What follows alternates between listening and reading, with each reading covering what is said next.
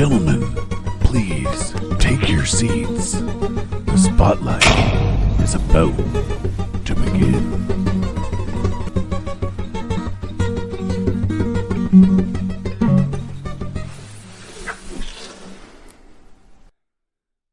Good evening, everybody. You're listening to the Mystery Matt Spotlight Podcast. This evening we are kicking off Season 8 as we do each season with one of our true crimes. I am joined this evening by Sarah and Colleen and Detective Tuesday. How appropriate. You need Detective Tuesday, right? Yes. Sniff out the criminals. For those of you at home who may have missed that, Tuesday is a poodle. Anyways, I'll throw it over to you because I'm the backseat guy on these ones. Well, I'm going to need both of you guys to be sharp because this one's a tough one and it's going to be a long one. So probably a two-parter. Yes, but two long two-parters. I'm sorry, guys. But it'll be worth it. After 7.5 months of research and writing, a hand that looks like a surgical glove with air blown into it, a fucked up shoulder, and a bad back after doing all of this. Please listen. That should be okay for us. Up there. Yep. All right. Okay. So this case has so many twists and turns, corruption, and accusations akin to the Salem witch trials. We're going to be talking about the West Memphis 3. That's more than two. Yes. So West Memphis is a very religious town inside of Arkansas, just literally west of Memphis, Tennessee. It's full of God-fearing people. So when the suspects looked different, acted different than themselves, it's no surprise they were singled out. The town of West Memphis, Arkansas, at one time was a manufacturing and distribution hub of the area, just west of the Mississippi River and access to railroads, as well as being a busy area for truckers. The town boomed as a small tourist area. That changed around 1956 when Congress approved the Federal Aid Highway Act, which would approve the construction of 41,000 miles of roads, which would connect 42 cities, bypassing West Memphis and smaller towns just like it. And the town would suffer because of it. And then in the early 90s, the unemployment rate was approximately 8.4%. 1,378 families out of 7,485 were living below the poverty line. In 1987 and 1988, natural disasters plagued the cities with tornadoes causing floods, as well as a big blizzard, which also added to the floods, resulting in 6 deaths from the tornado and causing $3.5 million worth of damage, and the town struggled to recover, and I don't actually think they did. So these things never really fazed kids. Like, if you remember when anything like that ever happened in our cities or towns, we were kids. We didn't care. We didn't worry about the financial backlash of it, right? We just went on.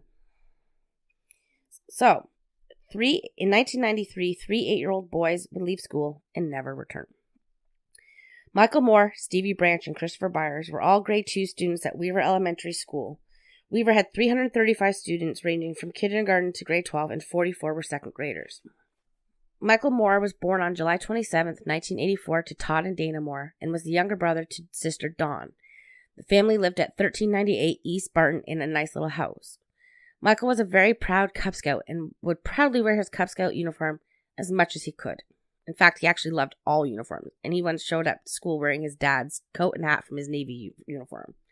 So it's no surprise that Michael wanted to be a police officer when he grew up. He was a natural leader. He was very funny, and it made it his mission to make people laugh, and he just wanted everyone to be happy. So when he wasn't busy making people laugh, he was out playing with friends, riding on his bike, or playing t-ball, and he also loved math. His closest friend was Stevie Branch, and Stevie Branch was born on November 26, 1984, to Stephen and Pam Branch. In 1985, Stephen and Pam would divorce, and she would go on to marry Terry Hobbs in 1986. Little sister Amanda entered the family in 1989. The Hobbs family lived at 1601 Macaulay Street, and Terry was working as a delivery driver for the Memphis Ice Cream Company, and Pam worked afternoons at the Catfish Island restaurant. Stevie was very close with his mother and had a little crush on the sister of his best friend Michael, Dawn, who was 10 at the time. Kind of cute, actually, when you think about it. It is cute. Anyway, Stevie was blonde with bright blue eyes and freckles, dusted his nose and cheeks lightly. He was mature for his age and was on the honor roll at school. And just like Michael, Stevie was also a Cub Scout, too, and he loved working on projects for his Cub Scouts. Stevie was a little daredevil and loved the Teenage Mutant Ninja Turtles and would practice their moves doing front and back flips. He enjoyed riding his bike and playing with his friends. His maternal grandfather, Jackie Hicks, gave Stevie a pocket knife, which he always kept on him. Christopher Byers was friends with Michael and Stevie, but always more on the outside looking in. He was born on June 24th, 1984 to Melissa and Ricky Murray, who divorced in 1988.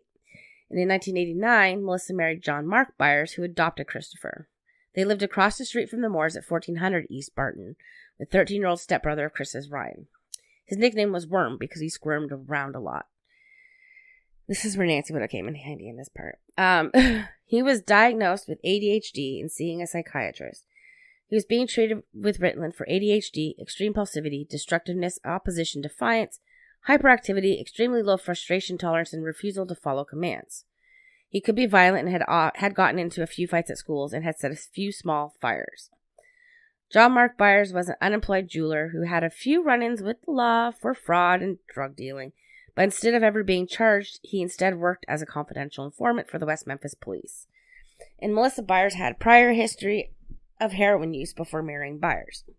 Troubles aside, Christopher loved motors and mechanical parts, and he was super imaginative, creative, and inquisitive. He was also a Cub Scout, and he loved swimming. So now we're going to hit on the timeline. So on May 5th, 1993, school let out at 2:55 p.m. Michael and Christopher walked home by themselves. It is unknown if they were together. Pam, along with 4-year-old Amanda, walked to the school to walk Stevie home. Michael immediately changed into his Cub Scout uniform before his mother arrives home 10 minutes later. And Pam starts to make dinner and asks Stevie if he has any homework, and he tells her, nope, he did it at school, and then proudly hangs it up on the fridge. When Chris gets home, he discovers that no one is home and he can't even get inside, so he sits and waits for a little bit. But anybody knows with a kid with ADHD, they're not going to sit for long. Right? So, anyway, so Michael rides his bike over to Stevie's, and the two boys bug Pam to go out and ride their bikes together, but she first tells them no because dinner will be ready and she has to go to work at 5. Eventually, Pam gives in and tells Stevie to be home at 4:30, and the two boys leave the house at around 3:20. At 3:10, John Mark Byers arrives home, but Chris is not there. He's over at Stevie's looking for Michael and Stevie. He stays to watch the Muppet Babies with Amanda and leaves around 4 p.m. Mark Byers takes Ryan to the courthouse at 3:50 because Ryan was a witness to a hit and run. At 4:15 to 4:30, Terry Hobbs arrives home from work, and soon after, Pam needs to leave for work, but Stevie was not home.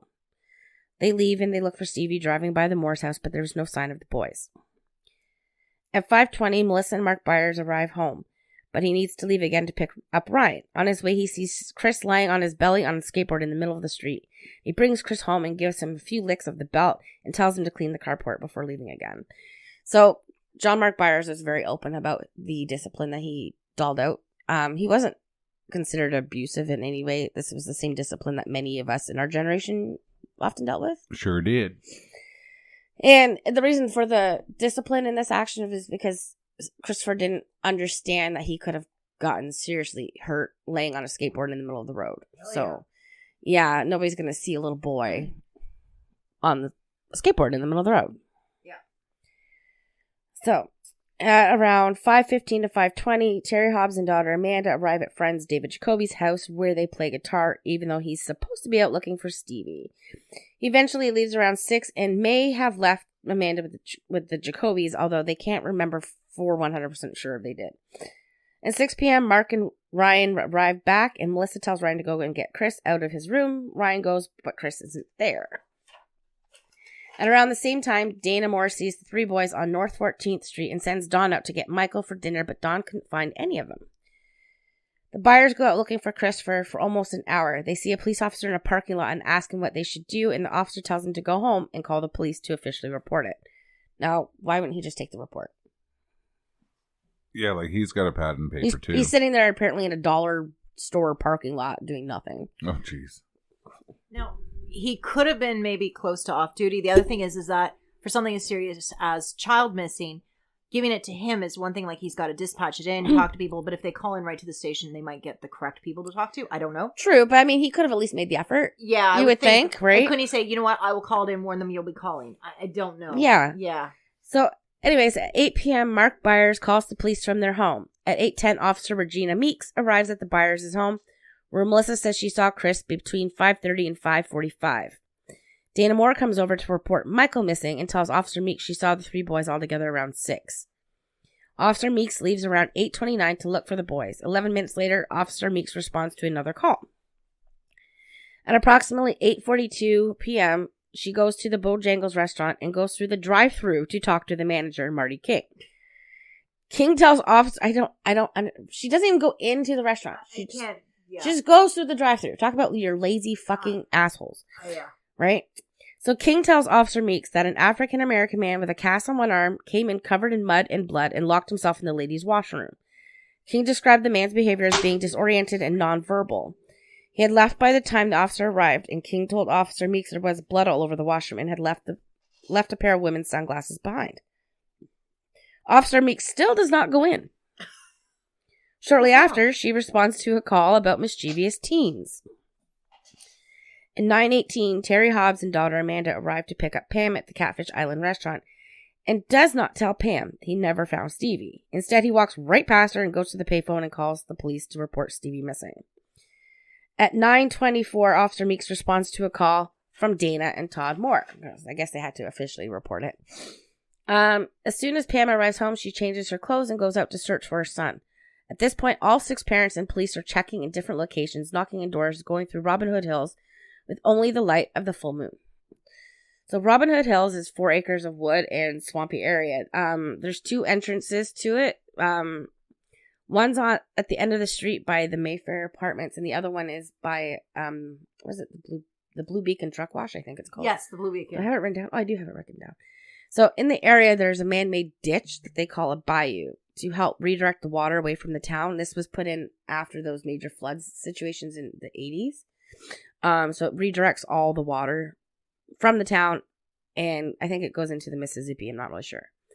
There's also a pipe going from the truck wash side to the other side, with what resembles like a 1.5 to 2 inch support beams that you would find in your basement.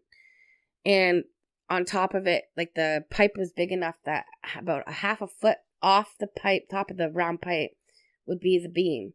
And then another half of a foot of the pipe would be below it. So it was very narrow. Anyways, that's the best way I can describe it. I will post pictures on the WordPress, just so everybody knows. So anyways, they are searching these woods, and the mosquitoes are out in the millions, just swarms and swarms of them. But around 2 a.m., they had to call off the search until the next day. So on May 6th at 5:30, the search resumes with Mark Byers, Terry Hobbs, Jackie Hicks Sr., and Todd Moore joining up with the police, and Inspector Gary Gitchell was leading the search. They search all through the woods until around noon, when they decide the boys were not there and begin to leave and search other areas around town. But just after 12:30, Assistant Juvenile Probation Officer Steve Jones, who joined the search, spotted a laceless black tennis shoe floating in the bayou and calls it in with the radio. Detective Brian Ridge and Sergeant Mike Allen jump in the water with their suits still on and begin feeling around the murky water. At around 1:45, Sergeant Allen's foot hits something, and all of a sudden, a small body floats to the surface. The body is nude and hogtied, right wrist to right ankle, left wrist to left ankle. They found Michael Moore. Sergeant Allen continues on his hands and knees and feet, dislodges some sticks, pinning some clothes down to the bed of the creek.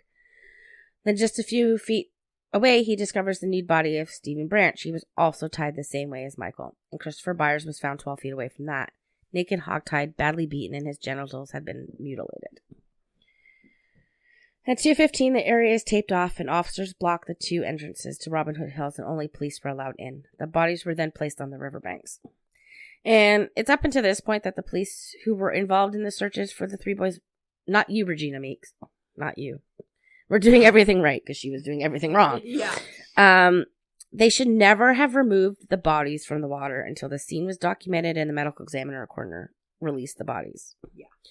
The moment the bodies were moved and placed on the dry bank, the insect activity increased immediately, and this can affect the evidence that might be on the bodies, which is also the body itself, and also can affect the time of death as well.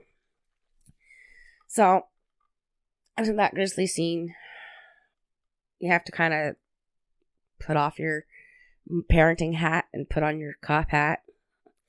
But evidence collected at the scene on May 6th was the shoelaces used to tie each boy was not their own. Michael wasn't tied with his own shoelaces, etc. The large sticks used to pin the bodies and the clothing to the muddy bottom. The clothes were collected, but the sticks were not. They were found in approximately 2.5 feet of murky, muddy water at around 60 degrees Fahrenheit or 15.5 degrees Celsius. Due to the way they were tied, they could not check for rigor, but lividity was present. 50 feet away from where the bodies were found, police found Michael's and Stevie's bicycles in the water. The bikes were collected and placed in an animal control van. They were not wrapped up to preserve potential evidence or to prevent contamination. All the boys' clothing was recovered with the exception of 2 pairs of underpants and some socks. All 3 pairs of pants were done up and or buckled and inside out. Only one shoe had laces in it and there was no signs of blood. At 3:30 p.m., the Crittenden County coroner arrives with Ed Poe from the funeral home, and the boys are pronounced deceased at 4 p.m. Their bodies sat on the bank for 2 hours with temperatures at 80 degrees Fahrenheit. Decomposition began quickly. News cameras had gathered outside Robin Hood Hills and captured the moment when Inspector Gitchell breaks the terrible news to the parents and Pam Hop faints. Mark Byer gives interviews giving out some details which he never should have done. Steve Jones and Chief Juvenile Probation Officer Jerry Driver are quick to comment to police that this triple murder reads like a satanic sacrifice and they knew just who might be behind it. That's the problem. Yeah. As soon as you put an idea in somebody's head, they're going to stick with it. Yeah. They're going to stick with it no matter what. The first idea put in, just like how whoever gets their story out first is believed, the first idea put in, that's the one that they will keep going on to the exclusion of others. And in their defense, right? You don't want to say, oh, the murder of 3-year-old boys was done by somebody for no reason. Mm-hmm. You need a reason to make it make sense to you. And if satanic sacrifice for some fucked up reason makes sense to you, to make you have some kind of understanding why this could happen, I don't begat them that, but to be an investigator, to all of a sudden have that tunnel vision into it is just, it's wrong. So the thing is these officers, they saw the bodies, they saw the scene, they saw the issues on the bodies, and in their mind, I bet they're thinking, what type of human could do this to a child? And their mind goes, only the most despicable, evil human. To somebody to do this has to be evil, has to be that we can see that they're evil. Because that's how we work. We need to be able to see the evil and believe there is evil. So that's where my thought is they just thought, no way no normal God-fearing person in this town could do this. It has to be somebody who is in league with the devil in order to do something this horrific. Well, I definitely agree that it's somebody who's evil. Oh, yeah. I mean, you have to murder a child, you have to have some evilness in you. Oh, God, yes. But anyways, I digress. So on May 7th, 1993, the Memphis Commercial Appeal used their police scanners to find out the details and printed what they heard in the newspaper without fact-checking to see if the information was right or wrong. And, of course, that can skew public opinion. And, of course, rumors fly. They're not putting out the right information. They're just putting out everything. This conversation between cops that they hear on scanners is not even necessarily factual. Now, the Commercial Appeal, that's local a newspaper. Okay, yeah, local newspaper. I think in Memphis, Tennessee, because it said Memphis Commercial Appeal. All right. Okay, so the West Memphis police refused outside help from the more experienced Arkansas State Police. There was some major issues between the two. The state police were investigating the West Memphis Police Department and the Crittenden County Sheriff's Office. I'm just going to sum this up with a quote from the book Devil's Knot by Mara Leverett. Quote, during the 10 weeks immediately preceding the triple murder in May, 14 employees of the County Drug Task Force, including 4 detectives from the West Memphis Police Department, were questioned by state police. Several officers, including 3 from West Memphis PD, admitted to having taken guns from the evidence locker. One deputy told investigators that it had become common practice for members of the Drug Task Force to help themselves to guns that were reported to the courts as having been destroyed, unquote. So Matt's probably wondering, why the hell is this relevant? He's like, whatever. So it is, because Lieutenant James Sudbury was one of the narcotic officers who was under investigation with the Arkansas State Police. He was now helping with the triple murder of the 3 boys. Sudbury admitted to taking at least 4 weapons that had been taken into evidence. The district attorney, and remember this name, Brent Davis, decided not to charge Sudbury or the other officers involved. Mark Byers was also connected to the drug task force and in tight with the West Memphis PD as an informant. And on May 7th, Lieutenant James Sudbury and Assistant Juvenile Probation Officer Steve Jones, which I have no idea why he has anything to do with this investigation, go over to the Broadway trailer park to talk to 18-year-old Damien Eccles about the murders. Eccles was hated by both Steve Jones and his boss, Chief Juvenile Probation Officer Jerry Driver, who's a dick.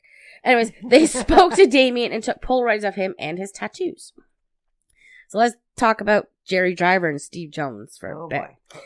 So Driver firmly believed there was a satanic cult activity in the area, and he was hell-bent on finding it. He had previously confiscated some of Damien Eccles' books, drawings, and writings before the murders even happened. Driver was convinced that Damien was a Satanist and must have been involved and voiced it at the scene, alerting police right away. Even before Michael, Stevie, and Chris were both found, Driver and Steve Jones were convinced that this was satanic cult activity was behind it. Before Driver became Chief Juvenile Probation Officer, he was a commercial airline pilot before retiring. And then he opened up a cleaner's business, which failed. He was in his 50s and had an axe to grind against Damien Eccles.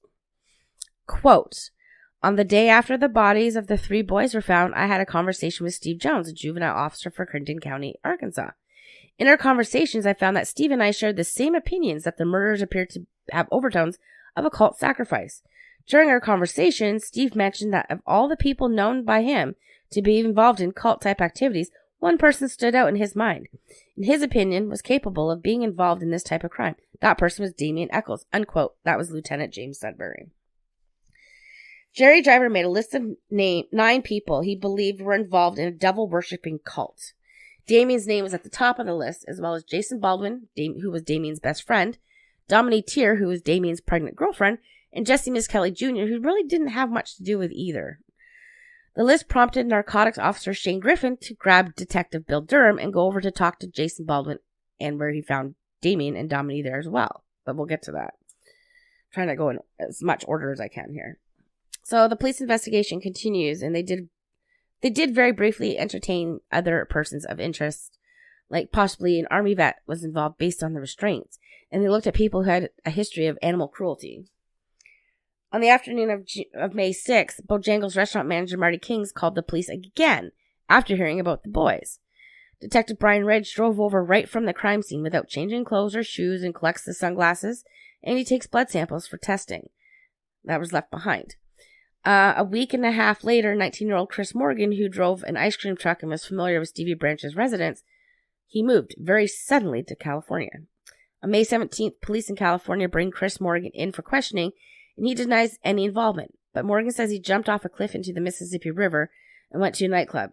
He has a history of substance abuse and suddenly tells law enforcement that he may have blacked out and killed the 3 boys, but again says he had nothing to do with it. Morgan gives blood and urine samples. Police have no solid suspects, and they keep returning to the idea that this crime was satanic cult related. It was a full moon that night, so that must have meant it was a cult. Did they really ever actually look anywhere? I think they just believed this was a satanic ritual sacrifice right from the beginning, and the only reason they looked for other persons of interest because it prevents the defense from accusing them of tunnel vision. Police turned to Dr. Dale Griffiths, a former police officer with 26 years of experience and I quote, occult expert, to find out whether or not this crime had satanic overtones. And the police showed up multiple times to Damien's house and once to Jason Baldwin's. Jason's mother, Gail Grinnell, shows up and immediately stops the questioning and tells Jason, Damien, and Dominique not to talk to the police. Damien was already in their crosshairs.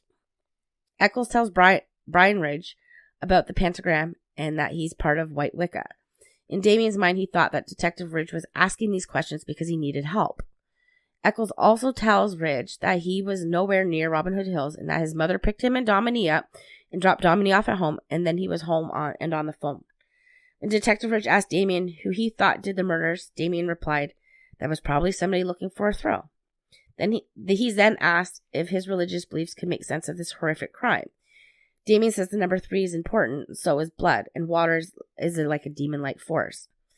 Damien then adds that all humans have a demon entity inside of them. Damien Eccles was goaded into making these comments, which helped to reinforce the West Memphis police department's theory and mixed that with Damien's smart-ass attitude and the way he looked, dressed all in black, black-dyed hair, kept longer on one side and shaved on the other, he made himself even more of a suspect. Problem is, they have no evidence connecting Eccles to the murder. In the South, they have a very strong fundamentalist beliefs and were not really open to anything not preached from the Bible. Anything outside of their belief system was often, not always, but always, or often enough viewed as devil's work. They heavily believed that the devil was trying to lead people to sin and believed that heavy metal music, wearing black clothes, and playing Dungeons and Dragons and Ouija boards were the gateway to hell and devil worshipping. Wow, we would have all been fucked, wouldn't we? Oh, dear Lord, yes. I mean, it's just insane. It is. Yeah. It's crazy. This whole thing is crazy. Oh, the Dungeons and Dragons book. Yes, you do. Yeah. So during the late 1970s, especially in the early 80s, but all the way into the early 90s, satanic panic was prevalent in the United States, especially in the South. And during this time, the public was given the impression because of the media. Shows like Geraldo Rivera, I don't know if you guys remember, he had like that big thing about satanic cults. Oh, yeah, Geraldo did a whole bunch on it. Huge amount. Which he wasn't even anywhere close to being correct. No. Excuse me. Where did I say? Oh, in the early 1990s, FBI profilers John Douglas, Robert Ressler, and Dr. Ann Burgess were researching and writing the first edition of the Crime Classification Manual, but they could not find any reliable or factual data supporting satanic-based murders or related crimes. And in 2006, when the second edition came out, there was still no change in that data. Quote, the National Center for the Analysis of Violent Crimes definition of true occult/satanic murder is murder committed by two or more individuals who rationally plan the crime and whose primary motivation is to fulfill a prescribed satanic ritual calling for the murder. Committee members raised the question of whether occult/satanic murders, as defined above, truly exist, aside from the media hype surrounding this subject. The popularity of occultism/Satanism with the mass media has only served to cloud the issue and sometimes interfere with the objective investigation of a crime. The religious, the religious beliefs of a law enforcement officer may further complicate the process of objectivity investigating an alleged satanic murder. In regards to the occurrence of satanic murder, the NCAVC has attempted to solicit cases from several sources who have made such claims. The analysis of crime scene photos from the few cases that NCAVC did receive failed to support the definition of occult/satanic murder or the defining characteristics of crime scene indicators and forensics derived from satanic crime conference material. End quote. And that was directly from the Crime Classification Manual. Okay. Whew, I need a breath here, man. So, what? Colleen's thinking. No, I just don't know if something I'm thinking is something you're going to touch on later. That's where I'm. Oh. Yeah, that's where I'm not quite certain. Yeah, because you don't want to jump ahead. Yeah. So I'll just have to remember to say it later if you don't get to it. All right. So, sorry. So Dawn Moore told Detective Ridge that she saw 3 teenage boys coming out of the woods, 2 African-American males and 1 white male. I don't think this was ever really vetted, to be honest with you, because that was basically one of the one-off things that she saw. Yeah. They never really mentioned it again. But I felt like it was important to mention. Yeah. Everybody who saw something, no matter what. No matter how small it is in any crime, if you think you've seen something, you say something. Yeah. Let the police figure it out. Providing they're capable. In the early days of the investigation, 9 officers were sent out into the community with questionnaires with 11 questions on it, and they knocked on about 528 doors. 180 of those were in the Mayfair apartment complex. And remember, backs right on to Robin Hood Hills. 11 were marked as vacant. 124 were marked as not answering. But 0 surveys were filled out for 8 of the 14 streets, and only 60 were actually completed. Police looked into as many individuals who had passed through the Blue Beacon truck wash on May 5th and 6th of May. But so many trucks passed through that if the person responsible was a trucker, they were long gone. Police checked people with vans, which was based on some sketchy eyewitness accounts. And as we know, eyewitnesses aren't always the most reliable. Even though I just said, if you see something, say something. But it's true. Anyways, on May 12th, they tested the area where the bodies were found for blood using luminol. they discovered very faint reactions to random areas around the site. An 11-foot-high bluff, which overlooked the stream on either side of a tree, another area where used plastic sheeting was, and the west bank of the stream bed, to the right of some trees, had all indications that small amounts of blood was present. However, between May 6th and the day of the luminol test, it had rained, and the search for blood evidence was found where law enforcement had laid the bodies after being pulled from the water. The West Memphis police were so focused on the satanic cult angle that the case number was changed from either 655 or 656 to 666. Oh, dear. Of course, they deny this. Uh-huh, yeah. Yeah, they deny this. They had tunnel vision based on a theory. Despite not having sufficient evidence to back up their theory, they made the small amount of evidence they did have fit their theory, instead of allowing that evidence to tell them what had actually happened and by whom. They had nothing significant that pointed to a ritualistic murder. There was no candles or wax residue, no symbols present, nothing.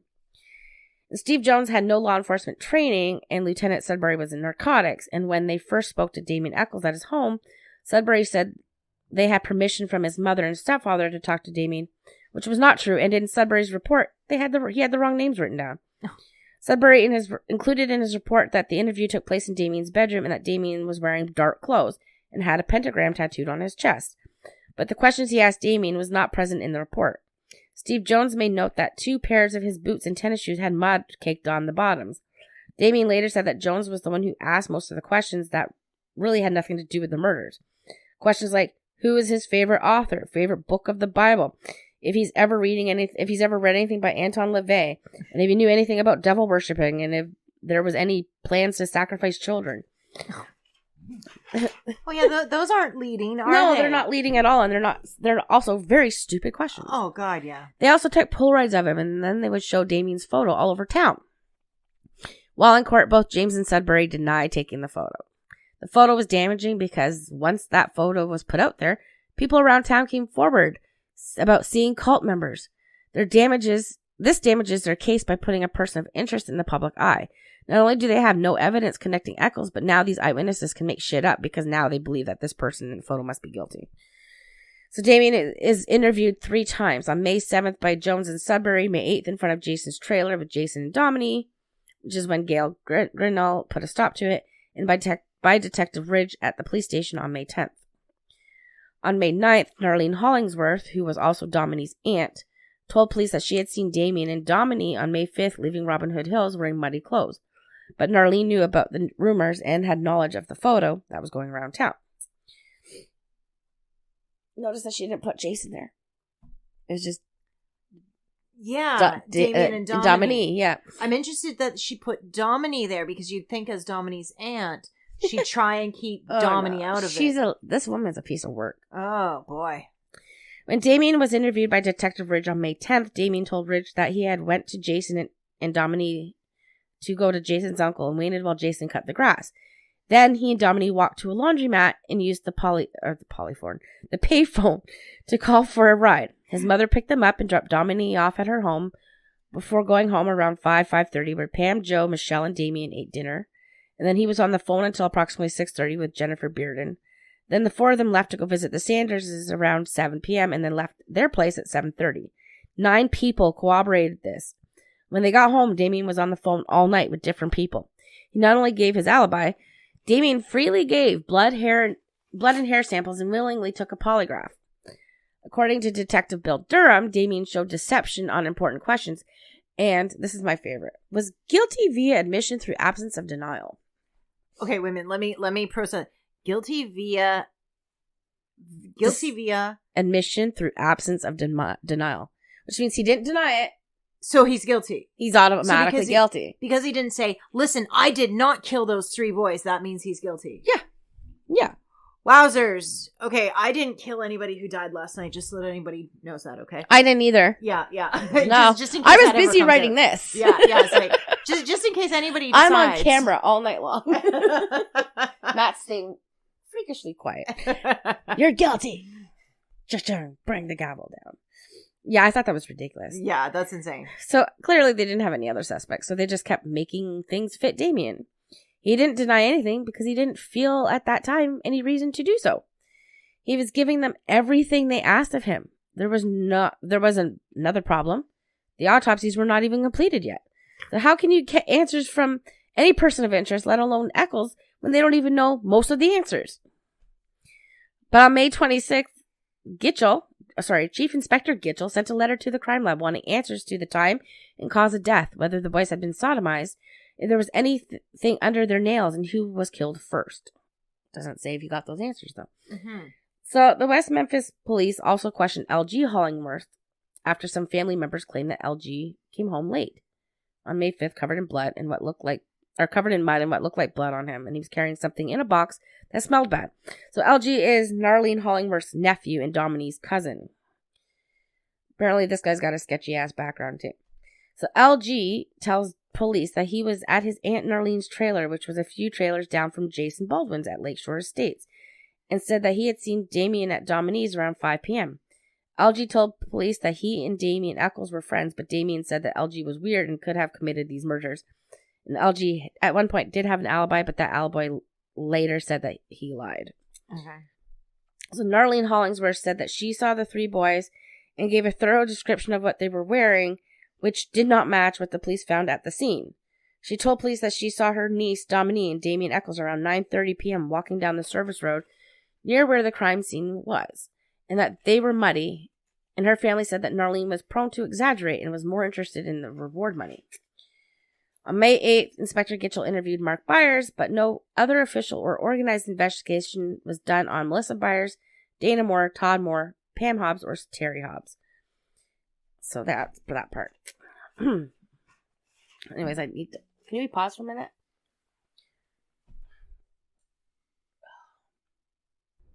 And we're back. I hope everybody took a little bit of a break there, because this may be a long episode, which may be preceded by another long episode. We're not sure how it's going to play out yet. But, Sarah, continue, please. All right. So on May 6th, just before the bodies of Michael, Stevie, and Chris were found, Vicki Hutchinson and her son Aaron went into the police to answer questions about a $200 credit charge at a local restaurant. There's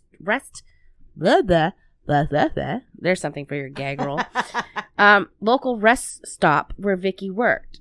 Detective Don Bray sat down with Vicki Hutchinson and found out that her son Aaron was friends with the three missing boys, and he pressed for further information. Detective Bray calls in that he had a lead, but is told that the boys were no longer missing, and breaks the news to the mother and son sitting in front of him. Vicki tells Detective Bray that the three boys had asked Aaron to go with them and play in Robin Hood Hills, but she had said no.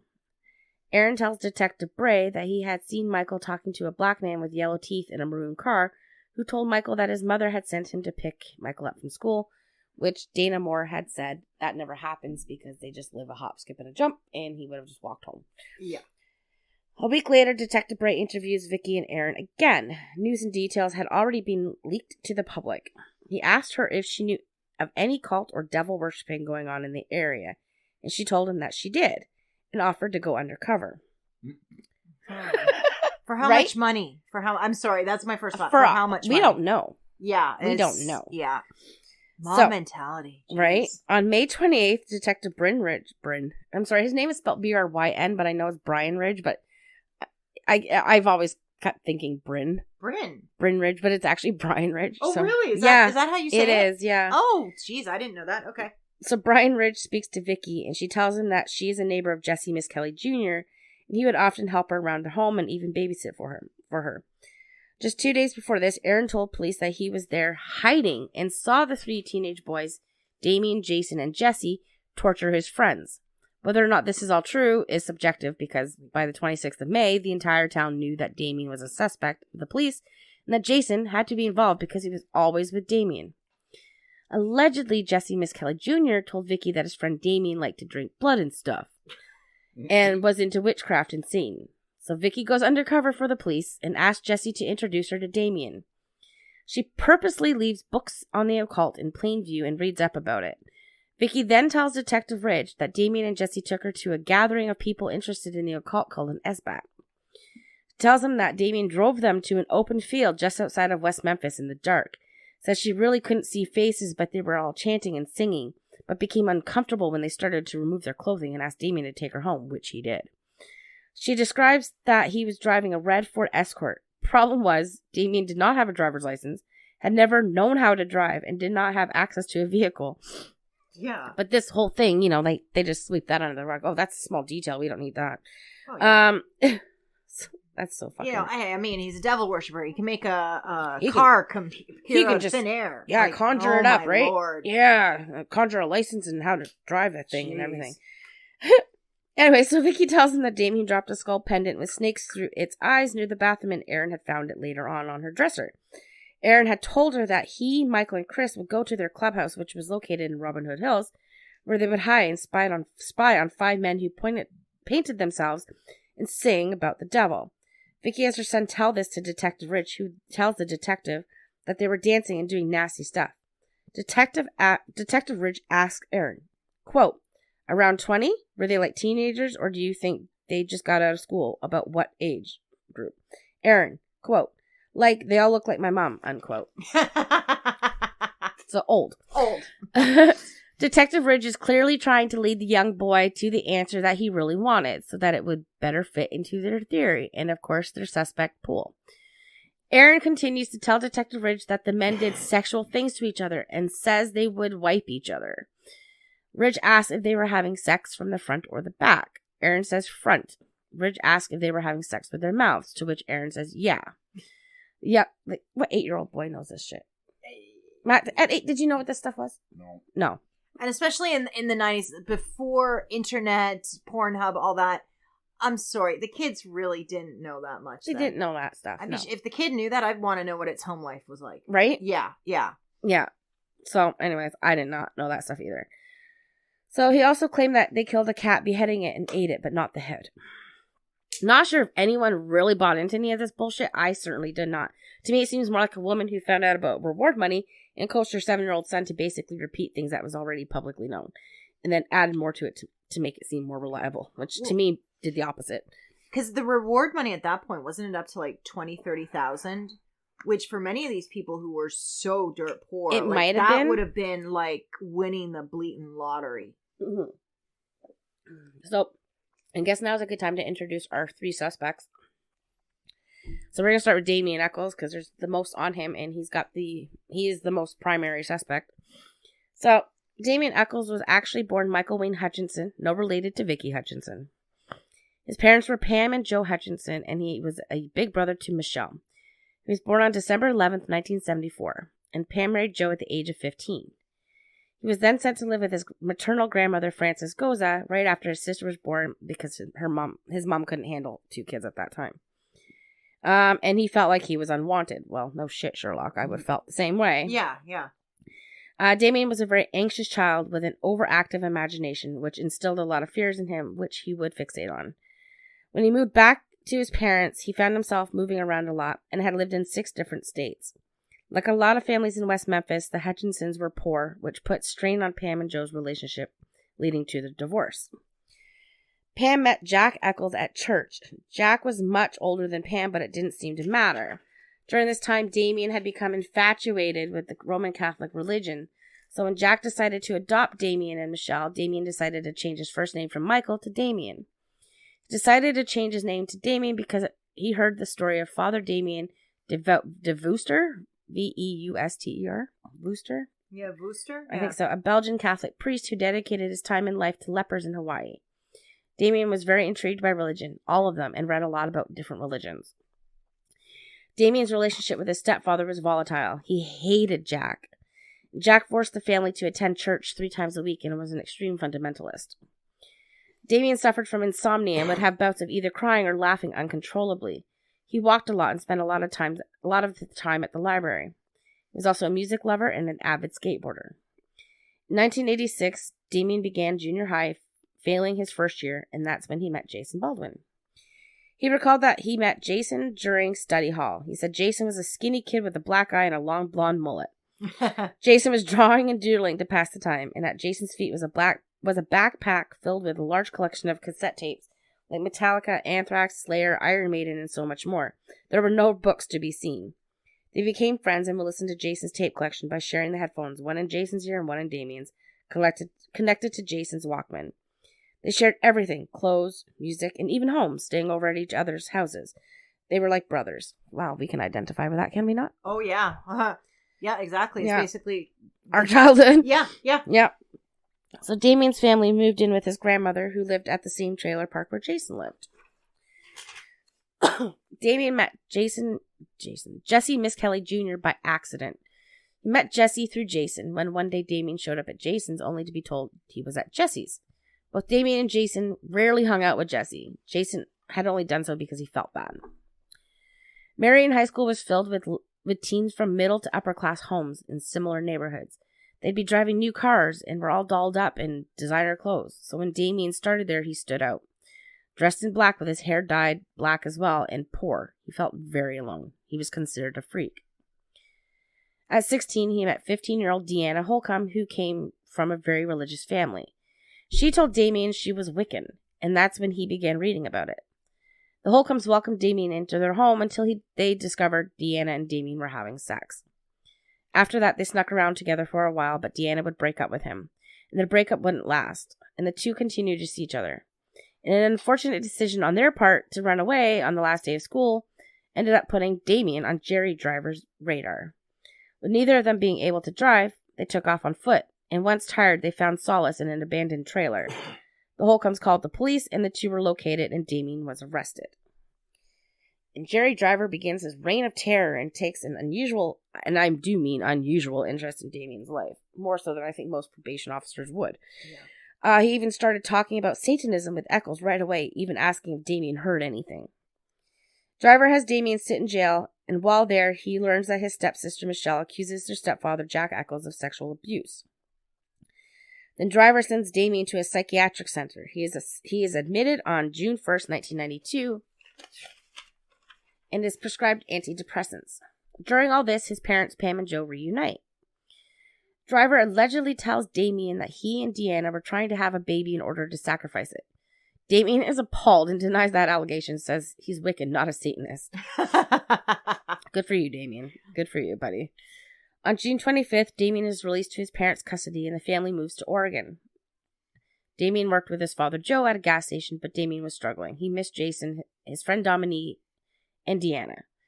Joe felt his son was depressed enough that he might hurt himself, so they admitted Damien to St. Vincent's Hospitals in Portland, Oregon for 2 days. And Jerry Driver learns about this and reports Damien tried to kill his parents and eat them alive. Talk about a big jump. Wow, he really is reaching like mad. He's reaching, and it's like, makes you wonder, which one of these guys actually has the problem? Well, and it's like, what is wrong with his mind that his mind immediately goes to that? Like, I'm sorry, that's normally not the thing that you're going to think about. Like, what the hell? It's like, no, this kid's depressed. It doesn't mean he's going to kill his parents and eat them. And like, eat them. That's so stupid. Yeah. Dude, so, what you reading? Right. So, Jerry's also in contact with the juvenile authorities in Portland, where Portland counselor Calvin Downey said that Driver communicated or commented saying that Damien and his friends were Satanists and that Damien was a witch, as well as Driver's baby sacrificing theory. And he also said that Pam and Joe were also involved in the satanic belief system. When Calvin Downey visited the family, he reported that Damien seemed pretty normal for a teenager. He worked, but had no real hobbies. Downey also reported that Damien wasn't very happy with Jerry Driver's assertions, and honestly, who would be? Yeah. He had just 4 months until he turned 18 and would remain under minimal supervision. Obviously, Calvin Downey sees that this kid is just a normal kid going through your normal teenage angst. Yeah, he doesn't have the background prejudices that Driver has for some reason. That's versus the Northwest versus the South. Yeah. So Jerry Driver wasn't done with Damien, not by a long shot. So he sent a letter to Calvin Downey claiming that Damien was in violation of his probation because he was trying to contact Deanna. What really pissed Driver off was when he found out Damien was moving back to West Memphis and also saw this as a violation of his Eccles probation. When Damien moves back, he moves in with Jack and immediately goes to see Jason and Dominique. A few days later, Driver brings Damien to jail where he was kept for a few weeks before being sent to the hospital again.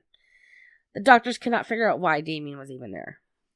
Jeez. So, once released, Damien got his GED while living with Jack, and once a week attended his appointment with Driver. Damien said both Driver and Steve Jones would often grill him about the occult. They have this strange obsession with the occult and Satanists, not Damien.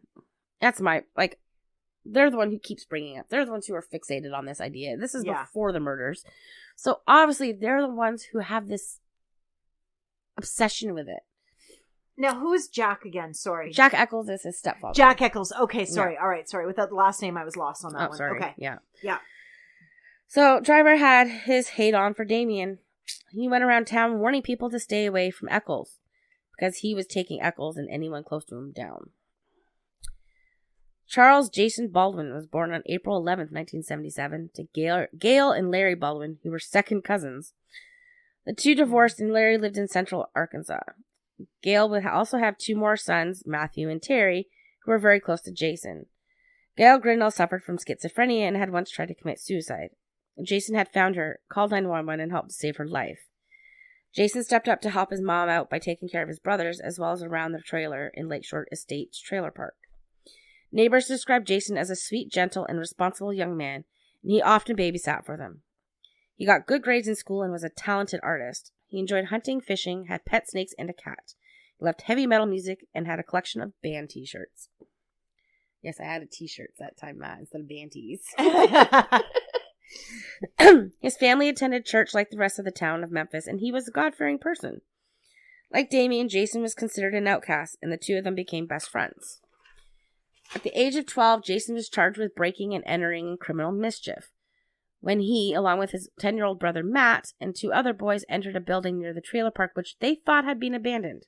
Inside the building, there were old rusty cars, and what started out as an innocent game of hide-and-seek ended up with the boys throwing rocks at these cars. The cars, according to the police, were vintage. Jason was put on probation and reported to Steve Jones. Jason believed that both Jones and Driver hated him, and that was the reason they accused him, along with Damien, of starting a cult long before the murders. Jason and Damien had dreams and plans together, one of which was they were going to get out of West Memphis. Yeah, run, guys, run. Should get out now. But Damien had already gotten out, and he'd come back. He'd come back because of Jason and Dominique. That's right. He came back because I can understand that. I can totally understand that. Yep. It's the ties, it's that cord that just keeps you connected to certain people. Yep. Those are your people, you know? So, Jesse Lloyd Miskelly Jr. Okay, this gets a little bit complicated. I didn't go into the whole background of his childhood because, well, it branched out a lot. Yeah. Anyways, he was born July 10th, 1975, and lived with his father, Jesse Miskelly Sr.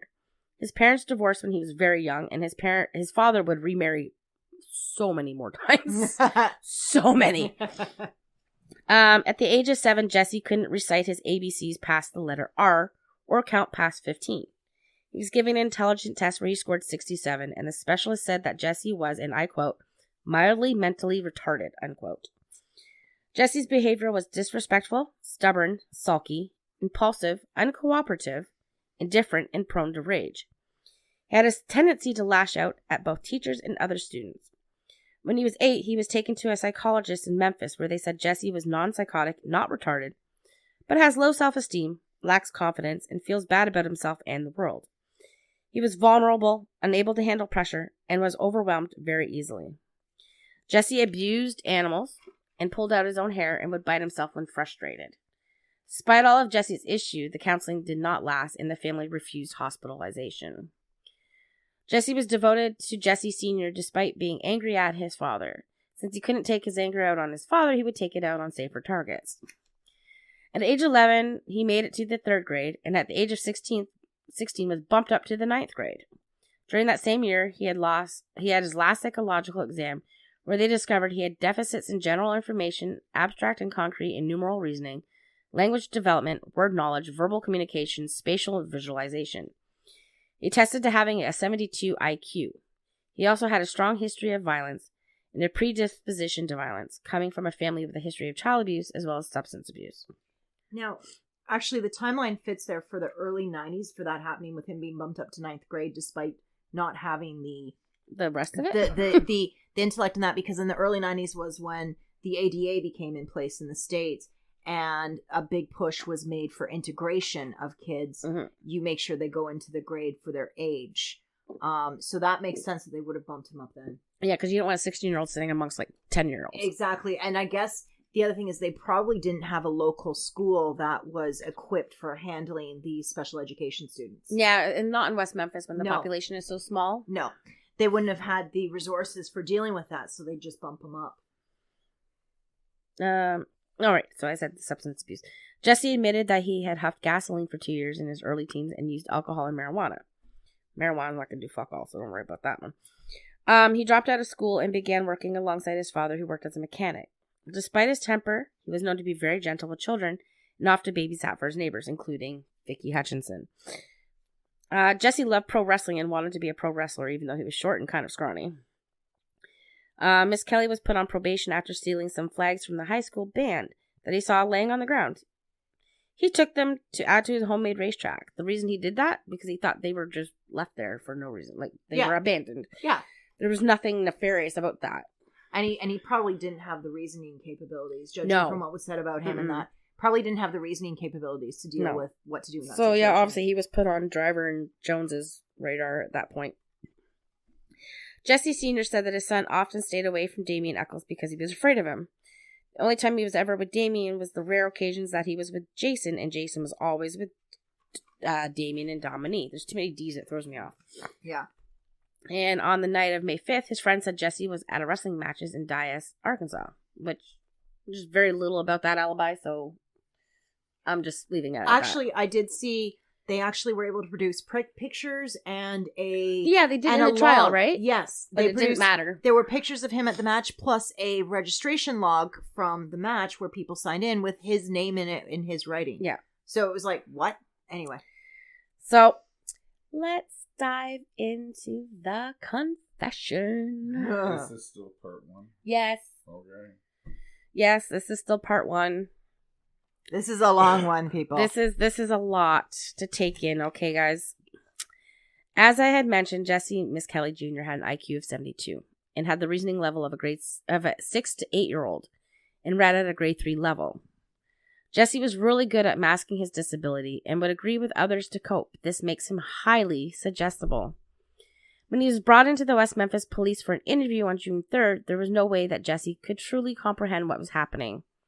He was under the understanding that the police just wanted to talk to him. They used the enticing reward money to make him more comfortable. Jesse really wanted that money so he could buy his dad a new truck.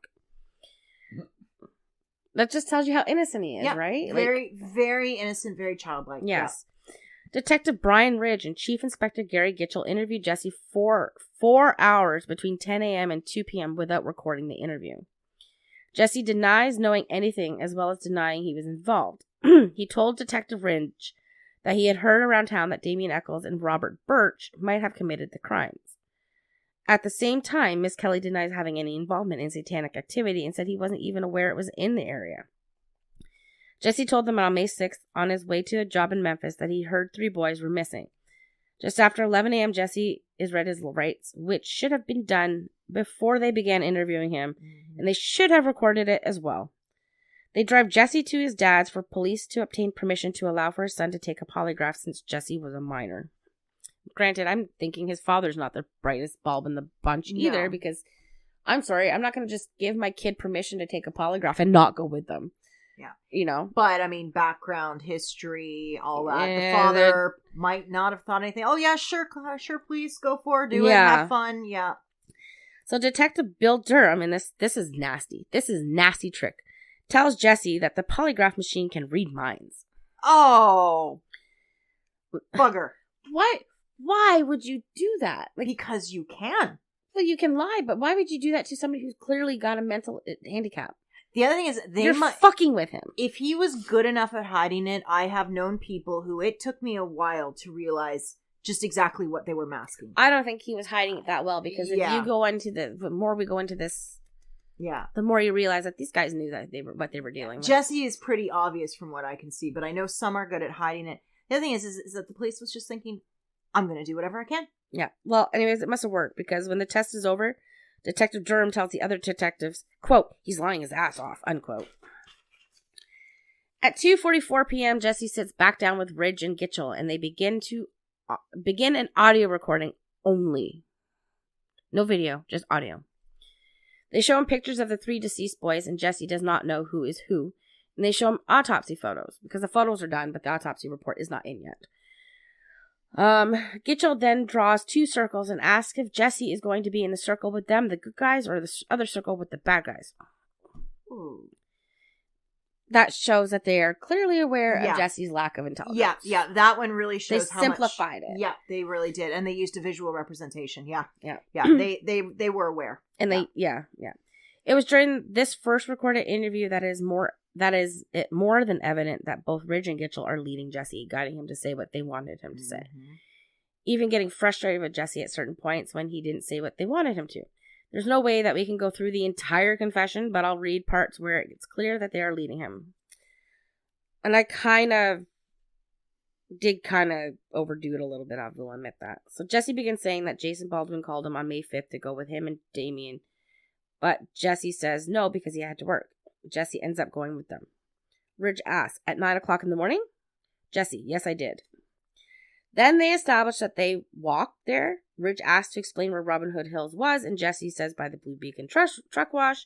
Did Jesse even know the boys were found there? Ridge, quote, what occurred while you were there? Unquote. Jesse, quote, when I was there, I saw Damien hit this one boy real bad, and then he started screwing them and stuff, and then Ridge interrupts him and takes out a newspaper article with all 3 boys' pictures and asks which boy did Damien hit.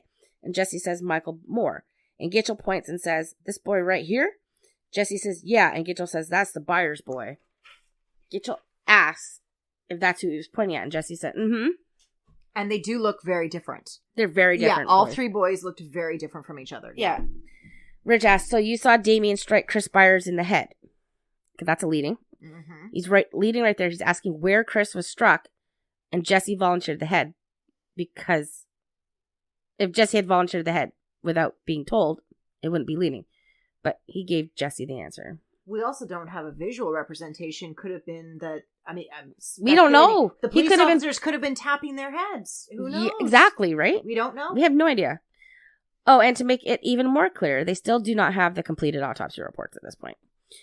Jesse tells him that Jason hit Steve Branch and started doing the same thing.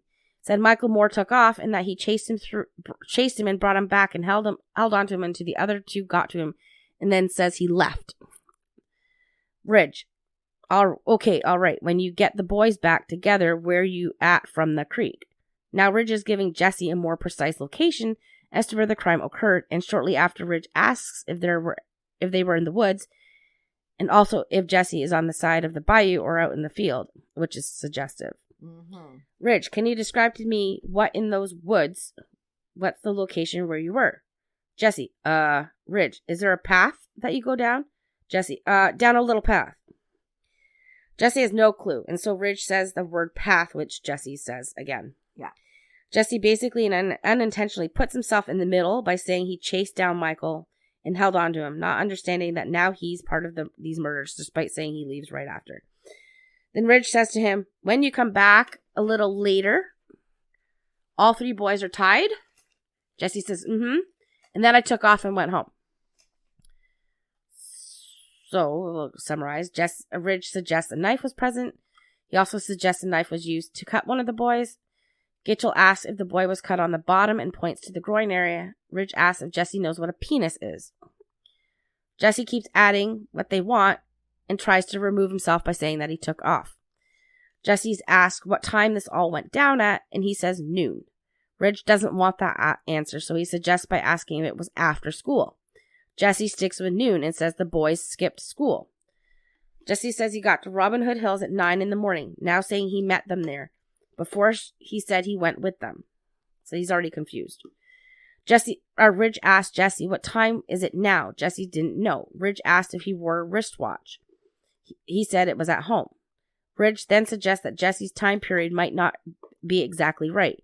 Jesse responds with, right. So, Ridge then asks, it was like earlier in the day, but you don't know exactly what time? Okay, because I've gotten some real confusion with the times that you're telling me, but now this 9 o'clock in the evening call that you got, explain that to me. I read that the way it sounded. Yeah. Just so you know. Yeah. Ridge pretty much gave stuff away right there because Jesse said 9 in the morning, not at night. Uh-huh. So Ridge feeds him the later time in that statement. Jesse says they called him at 9 and he went home at noon. And when they called, they said they had done it and asked why he left so early, to which he said he couldn't watch anymore. When asked who called him, he answered Jason did, but said Damien was with him because he could hear him in the background. Ridge brings back to the knives and then suggests Jesse's knife was used. Jesse said, and that he has one knife at home, and said he didn't know what Jason had done with it because he left.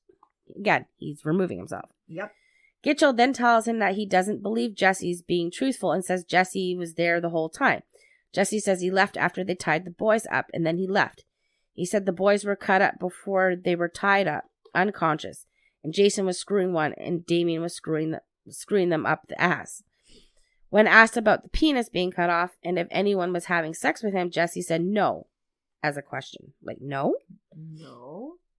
Jesse, they beat them up so bad where they can't hardly move. They had their hands tied down and he sit on them. Ridge, you said that they had their hands tied down? Were their hands tied in a fashion that they couldn't have run? You tell me. So we already know the boys were tied hand to foot. Yeah, and so saying hands tied down so they couldn't sit on them, that makes no sense with the hog tie. Right. Yeah. Jesse says they could run. They just had them tied. When they knocked them down and stuff, they could move their arms and stuff and hold them down, like where they couldn't raise up, and the other one stick his legs out. They're trying to get Jesse to say their legs were also tied. At another pivotal aspect of this confession, Gitchell asks if anyone used a stick. And then Jesse inserts the previously non-existent stick into his story. Then both Ridge and Gitchell asked him to describe the sizes of both of the sticks and knife, as well as asks about a briefcase that they alleged Damien carried. But Jesse said he never saw a briefcase, but Gitchell is persistent, so Jesse says, yeah, and that Damien had cocaine and a little gun and pictures of the boys. Okay. Jesse also stated that the boys were tied up with rope, and never says with shoelaces. Yeah, there's a big difference. It definitely is a big difference. And he would have known that. Yeah. They talked to Jesse about the cult, which Jesse said he joined 3 months ago, and gives all sorts of weird details about it. Detective Ridge asked Jesse about them all being in the water, and his response was, they was just playing around, but the little boys didn't go in. Jesse was asked if, I can't read my own writing, if they had hit or raped or killed any of the boys, to which he answered no to all. Oh, if he had, sorry. He then led by Ridge to say he saw Chris Byers get killed and that he was choked. When asked how, Jesse said with hands and added, like a stick. And since this was never video recorded, we have no real way to know if they were physically prompting Jesse. They also managed to get him to say that the phone call from Jason at 9 p.m. took place an hour after Jesse left the scene, which placed him there at 8 p.m. Earlier, Jesse kept saying he left around noon, or 3 or 4. They slowly guided him to where they wanted him, at the scene at their estimated time of the murders. The interview ends at 3:18 p.m. and picks back up again not long after and ends again. Whatever was said in between, we will never know. Jesse is not released. He is now arrested. And he would have thought, well, okay, I've given them what they want, and I wasn't there. I didn't do anything. Like I didn't kill the boys, so why would they want me? Is his reasoning on that? Because he made sure that he said he didn't do it. He just was there. It's a bullshit. It's a bullshit confession. Absolutely. And I'm going to put the audio clip of it from YouTube into the WordPress, and I might even just actually post it directly on the Mystery Matt fan club page on Facebook, because the whole audio is there. Like I've heard of cops screwing up, but bad. Not like deliberately pretty much writing their own story about whatever they think whoever did what, right? Like it's just and we'll have more on the false confessions in the trial, because Dan Stidham brings in experts in that field. So now we got Jesse's arrested. So for Jason Baldwin, the evening of June 3rd was a special evening. He had just finished high school. Not high school, but that school year, sorry. He'd be starting a new job on Monday at the grocery store. His mother told him to be with his friends that Friday night and got someone else to look after his brothers. Pam and Joe were going out to a casino and rented a TV and VCR and the movie Leprechaun for their son Damien, their daughter Michelle, Jason, and Dominique, who was pregnant with Damien's baby at the time. They were all having a fun night until the police showed up. But Damien and Jason were arrested for the murders of Christopher Byers, Stevie Branch, and Michael Moore. Jason later said, quote, "One minute I was free, and then the next I wasn't," unquote. Damien and Jason both denied they had anything to do with the murders. Jason was the youngest at 16 years old. He was not given a phone call, and did not have an adult there to advocate for him, and his mother was never informed of his arrest until much later. Jason told them exactly where he was, and who he was with, and what they were doing on May 5th, but the police didn't care. Damien was also denied his right to a phone call.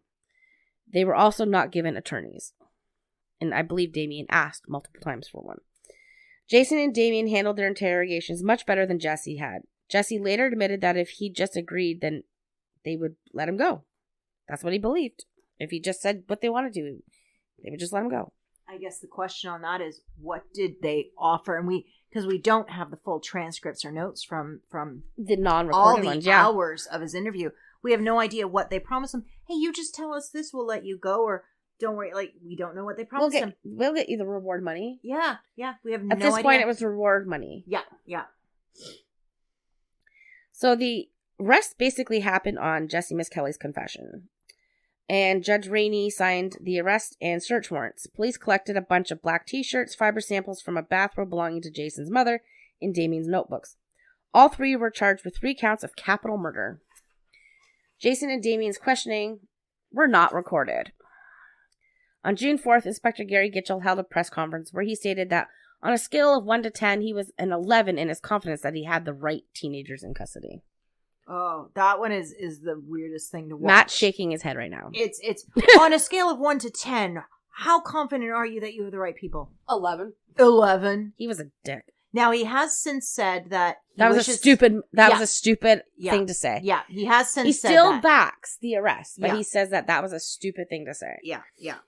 So some evidence was collected after the arrest. So the prosecution had the homes of Damien and Jason searched, looking for any evidence to help solidify their case against the two teens. About 600 pieces of evidence was collected, including 100 pieces of clothing, 87 hair samples, numerous fingerprints, blood and urine samples, 17 knives, 3 sticks, 3 hammers, 3 robes, 2 razors, an ice axe, candle, hook, a mask, and previously a mason jar of water from the crime scene, which was asked by Dr. Frank Peretti, the examiner. And a partridge in a pear tree. Yeah, I was going to add that too. On July 4th, Detective Brian Ridge went back to the scene in Robin Hood Hills to collect some sticks that were similar to the ones used to anchor the clothing and victims to the creek bed. July 4th. 2 months. And not even the exact sticks, but similar ones. That you would have no idea if they actually are or not. They should have collected those sticks right then and there. Oh, hell yeah. Yes, so the actual sticks should have been collected on May 6th, but were never not. He picks up 3 or 4 random sticks. So I like this quote. This is by John Douglas. Quote, "The difference between evidence and garbage is the chain of custody," unquote. That's a good one. I love that quote. That's so true. I love John Douglas. So true. John Douglas is my hero. Yeah. I know, because I mentioned him in every podcast.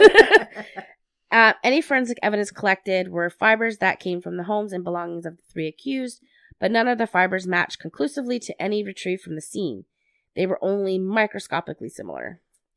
On November 17th, District Attorney John Fogelman sent some divers to search the small lake behind Jason Baldwin's trailer. The police divers, with the media present, which Fogelman called about the search, entered the water. In less than an hour, a diver comes up holding a knife with a serrated blade. It was 35 minutes. 35 minutes? Yeah. 35 okay. I'm glad minutes. you remember that detail. And the press was ready to snap a picture right then. They'd been told, just watch. Yeah. So the diver much later admitted that he was given a description of the knife as well as the location.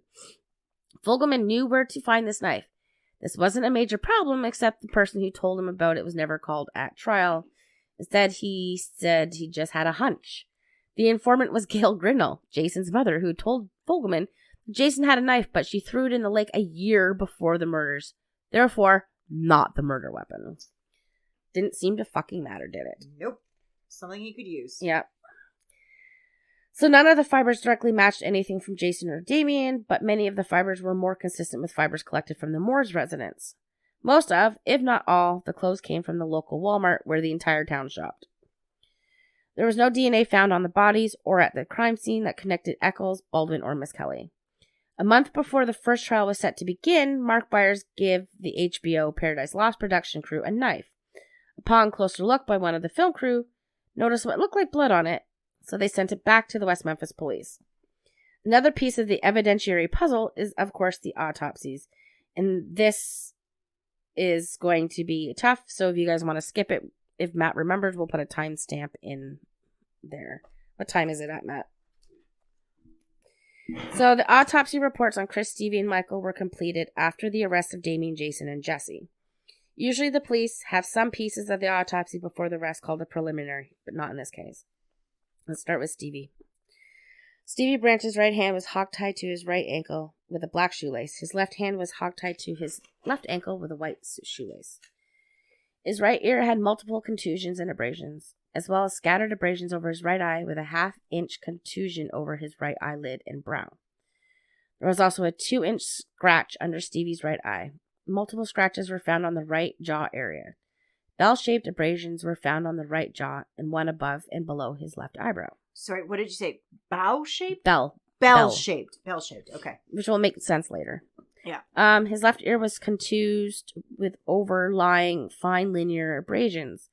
The entire left side of Stevie's face showed multiple confluent red abrasions with multiple gouging type irregular cutting wounds with overlying abrasions with many wounds inside of the mouth, which was indicative of bleeding at some point, as well as the gums.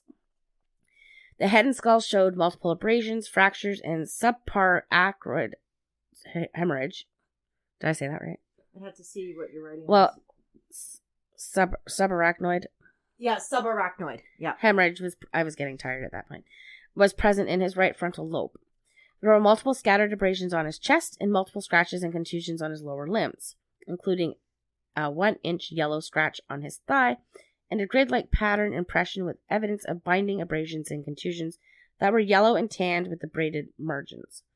The midshaft of Stevie's penis, including the glands, were red and purple with fine superficial scratches. The cause of death was due to multiple injuries and drowning, as water was found in his lungs and stomach. Defensive wounds were also present. Michael Moore's autopsy report was similar to Stevie Branch's, with the exception of Michael had been viciously beaten and had defensive wounds. There were multiple contusions, abrasions, fractures throughout his face, head, and body. Michael's cause of death was also due to multiple injuries and drowning. Christopher Byers' autopsy revealed that Chris received the worst of it. Unlike Stevie and Michael, Chris had no defensive wounds. Christopher had been severely beaten. Multiple bite wounds were found inside his mouth. Multiple fractures at the base of his skull, including a 3.5-inch radiating fracture on the left cranial, as well as a left posterior medial cranial 1/4 of an inch punched out fracture.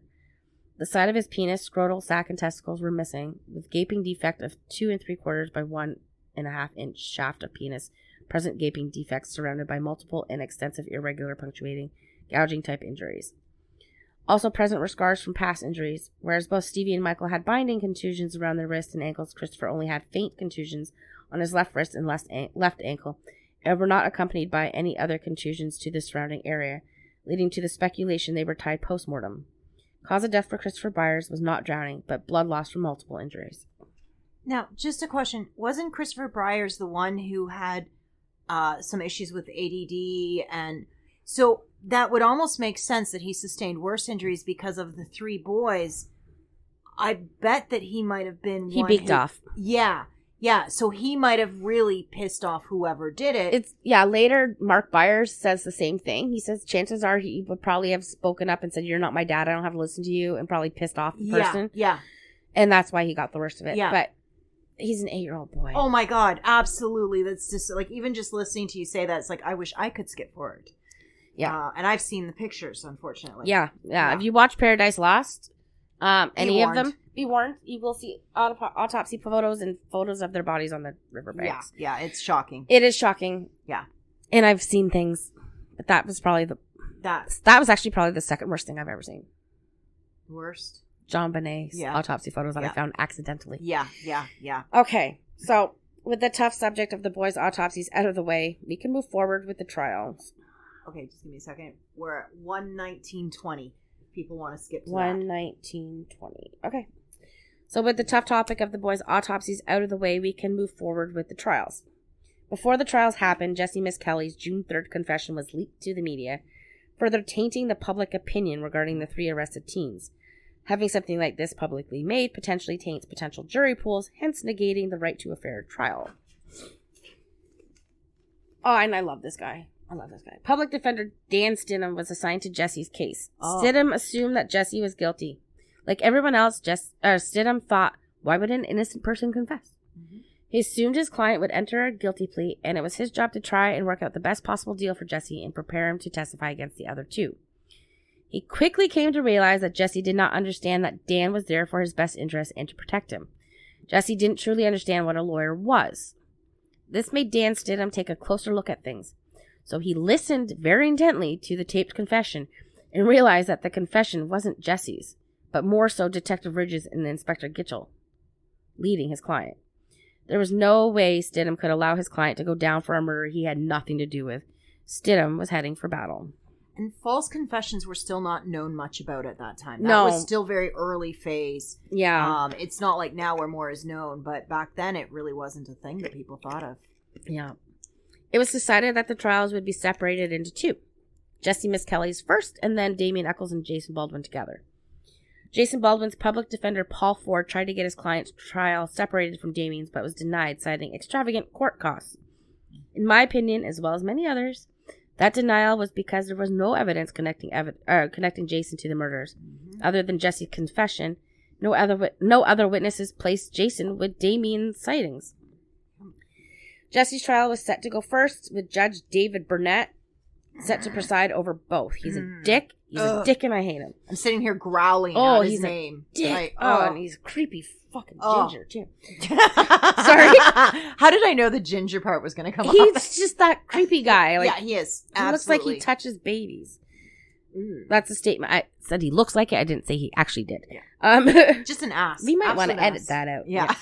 On January 19th, 1994, opening statements began. Dan Stidham told the jury that police used Jesse's low IQ against him, and that the confession Jesse Miskelly gave was not only false, but factually wrong, and pointed out the inconsistencies. Stidham also informed the jury that on the day of May 5th, 1993, his client was 40 miles away on a roofing job, leaving at 4 p.m. and not getting home until around 6. During cross-examination of Detective Brian Ridge, Stidham asked if they found any evidence of cult-like paraphernalia, such as candles or carvings of 666, to which Richard admitted they did not, and that he was not an expert. When asked about Jesse saying the murders happened at noon, Ridge replies, they went over it. They went over it. That's very subjective. Oh, yeah. Well, we went over it. We went over it. Yeah, no shit, you did. Yeah. Stidham calls the detective out about stopping the tape recording and starting it back up again. Ridge said he could not remember. Ridge also admitted on the stand that the photos of the boys' bodies were shown to Jesse in order to scare him, and that it never occurred to him that Jesse had a mental handicap. Yet when you hear the confession, you can hear them talk down to Jesse like he's an idiot. Yeah. So Jesse's confession is then played in court, and Stidham asked Chief Inspector Gary Gitchell, how does he know what Jesse told him about noon was incorrect? And Gitchell responded with, because the boys were in school. Fair enough. Mm-hmm. Fair enough. Yeah. When asked how does he know that Jesse was telling him what Jesse was telling him was incorrect, Gitchell answered that he feels that like Jesse told them a good bit of the truth.